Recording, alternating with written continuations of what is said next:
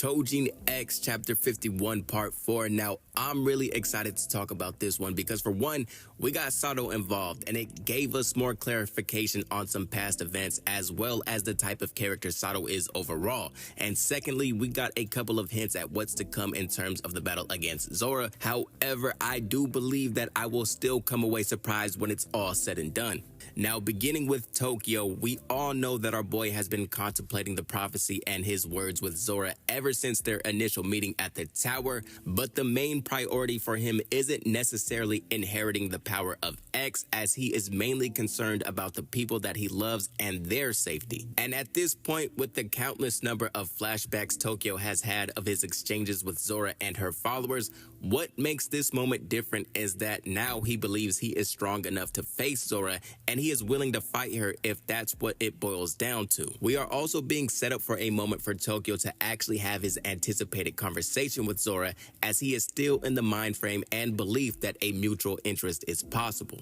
And with this raid of the tower, this will be his final opportunity and contact with Zora. Now, as for Sato, it's become clear that he is the by any means necessary type of Choujin within Yamato Mori, and this has been sprinkled throughout the plot since his introduction in the series, and for the most part, it has made him hard to trust. But I think this chapter actually solidifies his commitment to Yamato Mori. For one, we learned that Sato has forced Nari to spy against the tower, and we can assume that this has been going on since her initial capture, where he decided to take charge of the interrogation. Now, in hindsight, we can assume that Sato took over the questioning in order to take advantage of Nari rather than follow Yamato Mori's procedure, which would then allow Nari to be set free post-questioning. At the time, after a few more questionable events, it looked like at the time Sato may have been interfering or preventing Yamato Mori from discovering any information.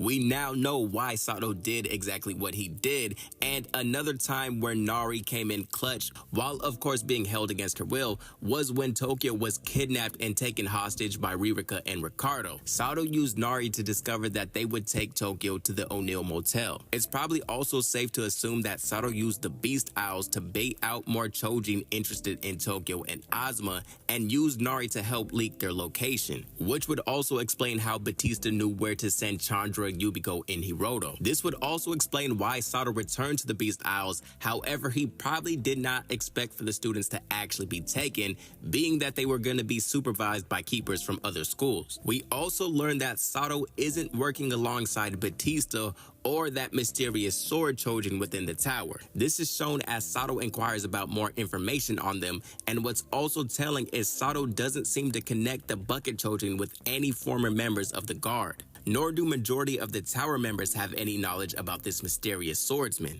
It's also interesting to look back at TOKIO's chart where this Choujin isn't even present, so it's hard to detail when they became involved with either Batista or the tower. This Choujin has pretty much remained unknown to Yamato Mori up until Nude's death during the opium missions. But if I had to make a guess, I think the bucket Choujin is the Noi Chimera Simon has been searching for, which would explain his many powers as well as how he was able to use a lone sword during his fight against Yubiko.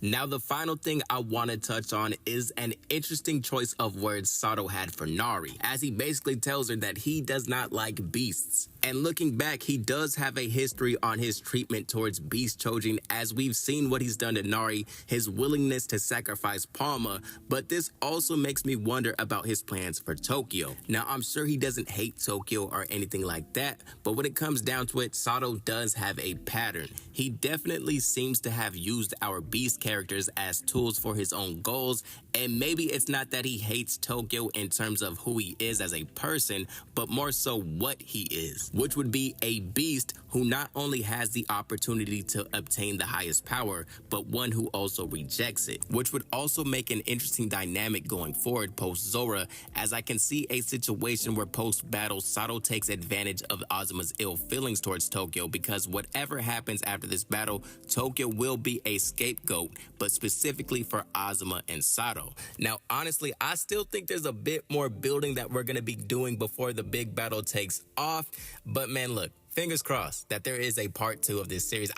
Honestly, we at the midpoint. I'm saying it like that. I think we are at the midpoint. But until next time, peace and thank you.